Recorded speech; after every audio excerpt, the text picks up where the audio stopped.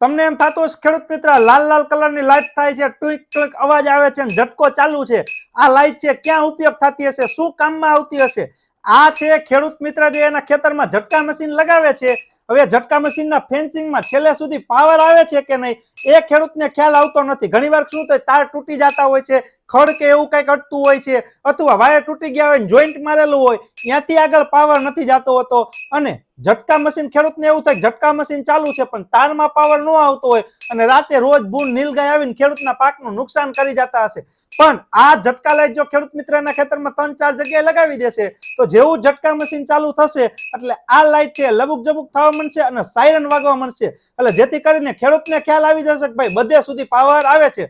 અને જો અડધી લાઈટ ન થાય તો બધી લાઈટ ન થાય તો ખેડૂતને ખબર પડે કે ભાઈ ફેન્સિંગમાં કંઈક પ્રોબ્લેમ છે, ઝટકામાં પાવર જાતો નથી. તો આ ચેક કરવા માટે ખેડૂતને સારી એવી પ્રોડક્ટ છે અને આજુબાજુના લોકોને પણ ખ્યાલ આવી જાય કે આ ખેતરમાં ઝટકા મશીન લગાવેલું છે. નીલગાય અને ભૂંડને પણ ખબર પડે કે અહીંયા ઝટકા મશીન લાગેલું છે, જે તમારા ખેતરની દૂરથી જ તમારા ખેતરમાંથી વહી જશે. તો ઘણા બધા આ લાઈટના છે બેનિફિટ છે.